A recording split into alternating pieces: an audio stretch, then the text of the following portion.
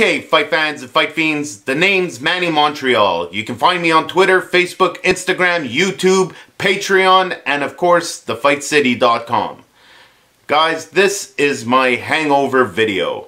After a big fight weekend, if I've got a lot of stuff to talk about, I do one of these. And we had exactly that in the Fight City. Billy Joe Saunders versus David Lemieux. Big HBO production here in Laval, Quebec. Just a terrific show. So, in part, this video is going to be a big thank you and a lot of congratulations to people.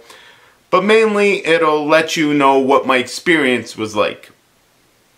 So, first off, let's talk about the promotion itself. Eye of the Tiger management was co-promoting with Golden Boy and Frank Warren and a few other people. But, I mean, the people in charge running the majority of all the logistics was Eye of the Tiger, it being here in Laval, Quebec. They did a fantastic job for a lot of reasons, but let me give you a few. So, first off, they had more than one show. They actually had 2 shows go down 3 days apart. And this big HBO card had something like 12 fights. And then the other card that they had, I believe, had 8 or 10 fights as well. So, all in all, they're putting work down for 30 or so fighters in 1 week. That's a lot of stuff to work out. That is a lot of hotel rooms to figure out. That is a lot of fighters' teams to worry about.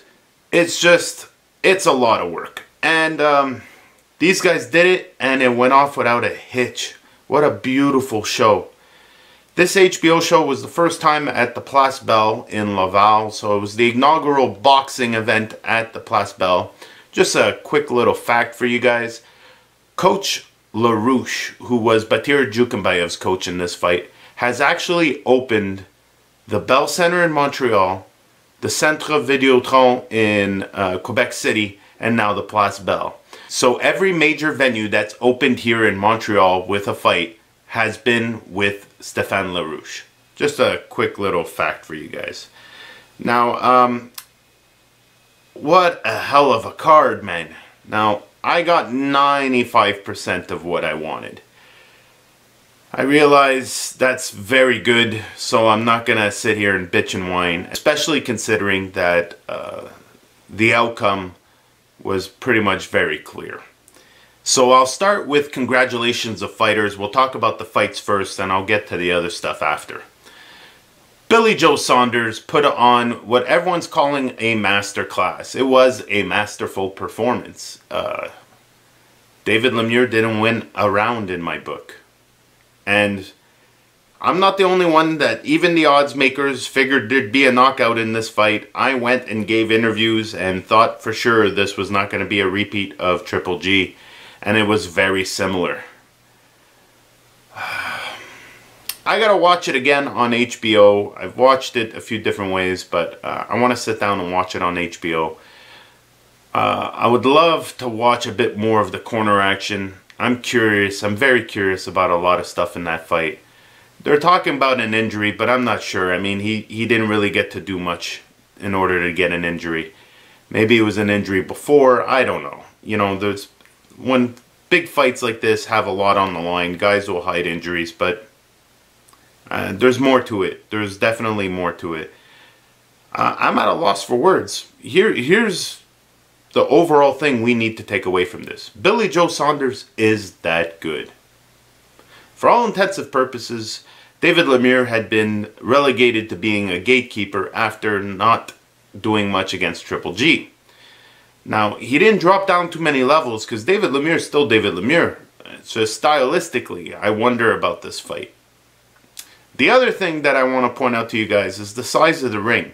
Now, we're going to get to the size of the ring again a little later, but it was a big ring, and I don't know if that played in David Lemieux's favor.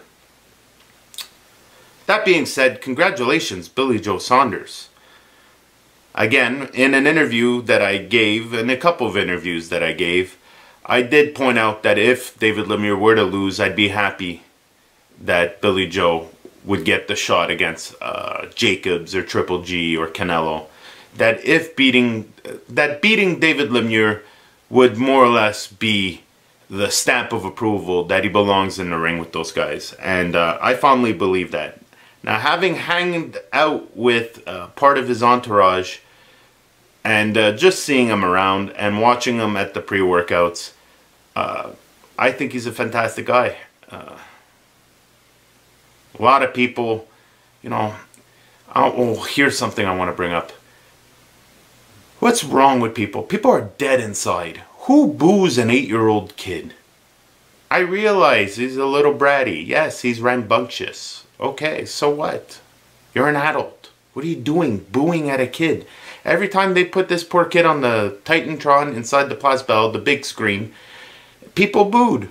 What the hell's wrong with you? He's an 8-year-old kid cheering on his dad. Speaking of young Steven, if you check out on this channel, I got some video from the workout session, and all the reporters were terrified of this kid because he's got a lot of energy. And being a kid that was a little misunderstood and got himself into a little trouble himself, I kind of sympathized, and I feel I was able to at least understand him a bit better. Bottom line, he got to film 3 minutes of my Billy Joe Saunders working out video, so go ahead and check that out. He's a great kid, and shame on Montreal for booing him. Now, moving on to the co-main, Gary O'Sullivan. Whew. I liked this guy before the fight, and he just went out there like gangbusters. I think Douglas probably needed a little more time off. I don't know what to say about Douglas, but I'm really happy for Gary O'Sullivan. Hopefully this helps his career. Super swell guy, super nice too. Got to meet him. Let's go to the bottom of the card, the opening fight of the card. A lot of guys missed this, but I mean, in the normal circumstances, they throw the heavyweights at the top of the card, so it's okay for Simon Keane to open up a show every now and then, especially when the opponents, I mean, heavyweight opponents are tough right now, so that's not on Simon Keane. But beautiful win for Simon Keane. In typical Simon Keane fashion, big KO. Kim Clavel. I've seen her box in the amateurs, and she has a definite big background in boxing. People know her here. They were anticipating her debut, and it was nothing less but perfect. 4-rounder, just, you know what? There was a lot of beautiful technical boxing on this card. Those people got such a treat. Everybody that watched this card got such a treat in boxing. There was some serious boxing going on. Kim Clavel started the main course off with that. Then we got Vincent Thibault. Beautiful fight from him as well. We got 2 imports, Nicola Adams and Ryan Garcia. Nicola Adams, I mean, former Olympian, just clean work, beautiful stuff from her. Ryan Garcia had a bit of a tougher go at it, but he eventually got what he needed. He had a little trouble on the scale, but I mean, he's 19, he's young, he's brash. I think he's misunderstood. Golden Boy's got the stamp of approval on him, so I think in the end that's all that matters. Stephen Butler. Oh, knockout of the night. Stephen Butler. And why do I say this? Because it was vicious. He punched this guy, and it looked like that punch from Snatch. Just evil. The noise this guy's head made bouncing off the canvas, I was a little scared. He got up, he was okay. I think it was mostly the noise that it woke up the whole crowd, like, whoo! Next up, going back to the clean, precise boxing, Batir Jukambayev in a bit of a dogfight. It was fun to watch. This guy's got nuts, he's got power, he's got speed, he's got skill. Sky's the limit for Batir Jukambayev. Trust me when I say this, he is part of a lineage of fighters that are coming down the pipe. Just a bunch of monsters, and Batir's the front runner right now. Mathieu G-Time Germain. I call this guy a throwback fighter, and he put on a clinic in front of the HBO and ring guys. Honestly, it was pretty work. Just beautiful stuff. I caught up with him. If you check on this channel, I got an interview with him as well. He's super critical of himself for no good reason. But, you know, a beautiful fight for Mathieu G-Time Germain.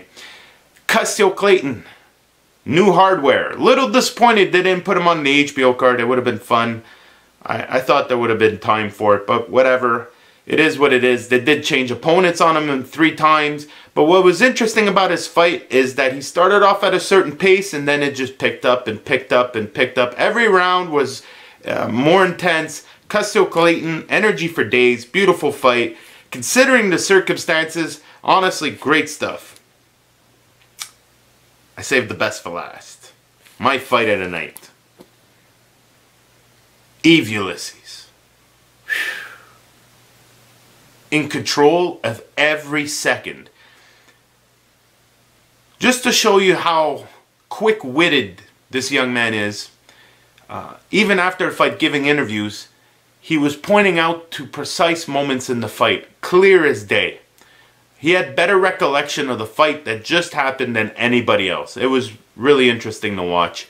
There's a part in the 6th round, and I noticed because I went to go check because I was surprised Eve Ulysses had caught it, but there's a part in the 6th round where Cletus Selden actually lands a pretty good punch, and Ulysses backs off and smiles, and he even admits after the fact, he goes, yeah, I shouldn't have smiled because I gave away that it hurt.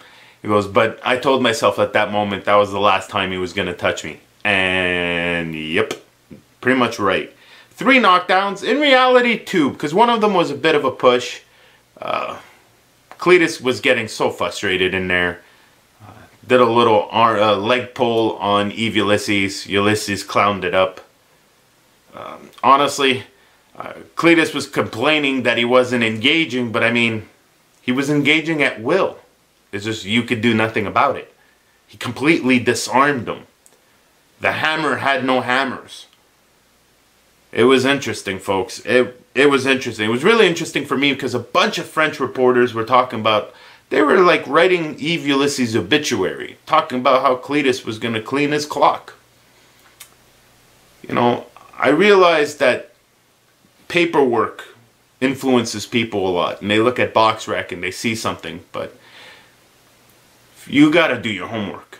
And I think, according to Peter Nelson and a couple people from Ring Magazine, Eve Ulysses himself, and even Camilla Stefan, head of Eye of the Tiger, my work on proving Eve Ulysses was robbed in his fight against the man that I shall not name, but his name rhymes with Eve Target. Anyway, point is, he was robbed in his last fight, and I was a strong proponent about that being a robbery. I made some videos, some slow motion work, just proving that, I mean, he wasn't even touching him. Ulysses was playing with Claggett. And I tallied the loss up to uneducated fans, uneducated judges, and the fact that Eve Ulysses is so goddamn fast. Right? You see, Eve Ulysses, in that fight that he supposedly lost, was moving his head back at points. It looked like the punch touched, but no, it was him avoiding the punch. It's not the punch that moved the head, it's Eve Ulysses that moved the head. Eve Ulysses was in charge every second of this fight. The knockdowns were perfect. The first knockdown, I swear, I got up and clapped so hard I bruised the inside of my hand. It still hurts right now, but it was worth it. Little interesting fact for you guys. So, Cletus Selden's brother, if you look in my pictures or anyone else's pictures or the video of the fight, he's the guy with the weird mustache and the big belt buckle and cowboy boots and like a football jersey. He's a very eccentric fellow. And he was standing near me. He was hoping to sit ringside, but I mean, security pulled him aside because he didn't have the whatever credentials to go through. And all night there was a photographer sitting next to me that obviously had disappeared to go take pictures. So this guy was having a hard time finding a seat, and here I am cheering on Eve Ulysses like a crazy bastard from the press row, which is a big no-no, but I don't give a fuck because nobody pays me. Anyways, point is, I'm cheering Eve Ulysses. I look over at this guy, and this is the third knockdown, and it's clear. It's clear to me. It's clear to me, unless Eve Ulysses has some sort of freak accident, unless lightning were to strike him at that moment, there was no way he was going to lose this fight. So I'm looking over at this guy, and security keeps telling him to move around, and fans are yelling at him because he's blocking the way. So I figured out, what the hell, I'll take the seat of the photographer, I'll give him my seat. I called him over, I sat him down, we talked in between rounds a little bit. It was disheartening for him. Obviously, nobody wants to watch their brother catch one the way he did. But it was an interesting situation for me, and you know, I expressed myself. I told him I'm here for Eve Ulysses, I'm a big fan of his, and you know, styles make fights. And I kind of gave him some reasons as to why this wasn't going their way, and that I fondly believe that his brother was a good fighter and he deserves respect, so it's not a question of disrespecting him. I really like Cletus Selden. I hope, you know, after meeting him, I really hope that they figure out some sort of fight for him in the very near future. He can get back in there. He didn't take too much damage. But, you know, styles makes fights. And like I said earlier, that ring, that big ring that didn't help David Lemieux, is exactly what should Eve Ulysses have at all fights. Eve Ulysses should not step into a ring that is small ever again. If he has the chance to make the choice, he should always choose a bigger ring. Now, I also got to meet Kell Brook. That was cool as shit. He's a really cool cat and super nice. I got an interview with him. I'm not putting it on this page just yet because I sold it. I sold something. So, I sold it, and hopefully when the guy gets it up, I'll share it with you guys, and you guys can check it out. We'll see if he ends up using it, but I got paid for it, so it's all good. Bottom line is this: it's a great interview. We talk about news for his upcoming fight. You guys can probably find it on FightView 360. I'll throw the link up in the description of this, and hopefully eventually soon it'll be uploaded and you guys will be able to check that out. Again, like I said, but that was pretty much the last time, at the public workout was the last time I got a chance to talk to Kell Brook or BJ Saunders. But thank you, Donnybrook Boxing Gym, hooking me up. So Tyson Fury was in town to support his buddy, Billy Joe Saunders, and looking for a gym to work out in. And where does the giant Irishman choose? None other than Donnybrook Boxing Gym. They called me to go there. I got to take pictures and video. I did an interview with Tyson Fury at the fights. I got a picture with him. I got a picture with a bunch of people. Go check out my pictures. Anyways, point is, I got to talk to Tyson Fury like a bunch of times. I got him to do a video shout out. Tyson Fury is so nice, man. So nice. It made me realize, like, people probably took advantage of this guy. 100% people took advantage of this guy because he is that nice. He is so nice. I was blown away. I was blown away because I started feeling bad asking him for things because I knew he was going to say yes. It was weird. And I felt for him because I realized that this poor man can't go anywhere. This guy was taking 2 feet and people were stopping him, and he's nice to everybody. I must have watched him get stopped by 100 people in a row. He maybe walked 10 feet in like 20 minutes just trying to get out of the place. And he stopped for everyone. Every single one of them. One after another. They formed a line. People like organized themselves and he just took them all. Now to go back to the videos, you guys go check out this page, man. You know the videos are up on here. I got them working out. I got pictures of the workout too, which are pretty good. You know, as you guys know, I'm working with Bare Basics. And for me to pull all this stuff off, yes, I do wish I had better equipment, but goddamn, it feels good to pull it off. Tyson Fury working out. It felt like that first time I saw a big cat at the zoo. You know, because seeing it on TV is not the same. When you see a tiger or a lion up close, you know, it's not the same as watching it on Animal Planet. You can respect it on Animal Planet, but when you see a lion up close, you realize, holy fuck, this fucker's big. Not only that, but moves like a cat. That's the other thing. You're stunned at how fast and agile this guy is. Donnybrook Boxing Gym's on the second floor, and I swear to God the floors were moving. You can write to Shaquille Finn. He was there too. And he'll back me up on this. The goddamn floor was moving. Okay, this guy bouncing around the ring shook the entire fucking building. So fast. He was messing around. Now, here's the thing. He's only at the beginning of his comeback. But god damn it, he's fast. Even with, like, he's good 30, 40 pounds overweight right now. And fuck is he fast. Just playing with he was playing with, I believe, a lightweight and a light heavyweight. Just making turns around the ring like it's nothing.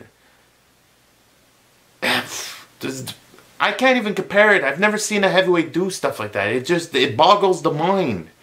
6'7". I thought his head was going to hit the sprinklers.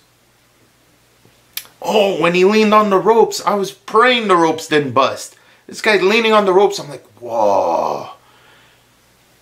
P.S. Donnybrook's ropes are very strong. Tyson Fury working out was just the coolest thing ever. It was like watching an 800-pound butterfly. I can't even explain it. Him moving and then him picking his shots. He's throwing little body shots and stuff. And it's just hilarious because you're like, holy fuck, where'd that come from? Coolest shit. Coolest shit I've done in a long fucking time. You know, this video is a giant thank you, like I said before. Thank you to everybody who worked on the Eye of the Tiger promotion. That got me there, because I want to point out there are a lot of media that didn't get passes. And this happens when a big show's in town and there's American media. And the Place Belle is a bit smaller than other venues. But nonetheless, I didn't get my pass to this originally. And I now understand that my work with Eve Ulysses' video that Peter Nelson from HBO saw is a major factor as to why I got my own seat, which was fucking awesome. I had my own little seat. That's perfect. That's all I need. I need a spot to put my jacket. Let me do my thing. That's the other fucking thing. The last time I was at an Eye of the Tiger show, I got a little issue with the commission because they wouldn't let me wander. And I'm like, but that's kind of what I do. Wandering's what I do. Because I don't want to get the ringside. I'm not equipped to get the ringside. And then on top of that, there's 8 guys ringside. Why do I want to compete with these guys? Some of those guys are really great guys. Some of them. And why would I want to compete with them? They're doing great work. This isn't about. I'm not trying to compete with these people. You know, I'm trying to get the stuff that no one else got. I'm trying to fill gaps. I'm trying to get the stuff that I think's important. This is why I interviewed Mathieu Germain. This is why I talked to Cassio Clayton. Because I feel Cassio Clayton didn't get that many interviews because he doesn't have that much French. And even though G-Time should get all the interviews in the world, he's not right now, but he will. But the point is, I always try and cover the things people don't cover. Got these great walkout shots. I thought there was going to be a photographer at like the ramp. They had this big beautiful ramp for HBO, right? And there's no photographer there. So I'm like, fuck that, man. I'm going there. So I snuck between the VIP tables and I got some fucking tremendous shots. You guys can check those out. You know, I do what I can. And this time I feel like I did absolutely everything I could. I was on Twitter. And then I got help on Twitter. I was on Instagram. I did my videos, I did my interviews, I got pictures. I was just all over the place. I got so much done and so much accomplished. I really feel like this was a big victory for me. I don't know why the commission didn't mess with me. Maybe they were too busy dealing with other stuff. Maybe they didn't notice me. Maybe they did and just let me be. But either way, I'm so happy I got the access that I did and I was able to get the stuff that I wanted. Obviously, I feel like I could always do better, but knowing that there was no sticks in my way, that honestly, it literally felt like every move was the right move. I would make a left turn and, like, you know, fall into catering. You know, it was like the craziest thing. I was like, man, I'm hungry. Okay, I'm in the lineup with the fans to get some food, and the lineup's just taking forever, and I'm like, man, I need to eat. I didn't eat. I slept like 4 hours because I had to take my nieces to boxing, and then the day before was the weigh-ins, and then I filmed Tyson Fury, which I couldn't tell you guys at the time, but then I filmed Tyson Fury, so then I slept like 4 hours because I was on this huge Tyson Fury high, and, you know, I get to the show, I want to eat, I'm broke, you guys know I'm broke, so I'm like, man, a hot dog's $3.50, man, I can't even, like, you know, pig out, there's no way I'm pigging out in this place, I better get something to just fill me. So I'm like thinking about getting something, and then I hear there's another fight starting up, so I'm like, screw it, I run down, I go watch the fight. Between the next two fights, I'm like, okay, I'm hungry, man. And then some other journalists that I'm actually good with walk by, and they were like, hey, man, apparently there's catering. Are you coming? So crazy catering on top of that. Sweet potatoes and filet mignon. Yes, baby. I ate like a king. I was a very happy boy. You know what, like, I thought I was going to have to run out of there and take the metro. I ended up being able to catch a ride with somebody to my car because I parked it somewhere else because I couldn't pay the parking that was going to be charged there. So I ended up, like, screw it, I'll park somewhere else and, like, you know, take public transit the rest of the way. But I ended up getting a ride. It was just, I went home with the same amount of money I had in my pocket. For me, that's a win. Quick note. So during the whole press conference thing, the 2 days before the fight, I was actually there, and a very famous American YouTube boxing guy asked me to hold this camera because his cameraman was running late trying to park the car, and he wanted to try and get a Tyson Fury interview. And P.S. this is also how I felt comfortable going up to Tyson Fury afterwards. Nonetheless. So he asked me to hold the camera, so I'm like, yeah, man, I'll hold the camera for you. So I hold the camera for him, I film it, I do the interview, and I hand him back the camera, and he's like, yeah, you know, I shake hands. He's like, no, thank you so much. I'm like, yeah, you'll repay me somehow. You know, I'm a fond believer in that, just do good, and eventually, you know, good will come to you. But, you know, like, why wouldn't I? So, yeah. As I walk away, another YouTube lesser famous boxing guy came up to me and was like, you should have deleted his stuff. And you see, I don't understand it. It doesn't compute, you know, that bitch ass stuff, that weak little you're competing with me stuff. I looked at him, I was like, what do you mean, man? He was like, oh, we're competition. I looked at him like, nobody's competing with me. Nobody can do what I do. Competition doesn't exist. At this point, he's still there, but I know he's tuned me out. But I don't give a fuck, because I'm me. So I keep going on with my little rant, because I'm a little appalled by the bullshit I just fucking heard. So I'm like, you know, it's a new day out there. The internet's a little different. Nobody really owns anything. People share stuff today. People have to like stuff. You have to be involved. You have to be a part of it. Why wouldn't I aid him in getting his interview? I don't get it. I really don't get it. See, part of the reason I haven't come up as quick as I should, it's because of stuff like this. It's sad.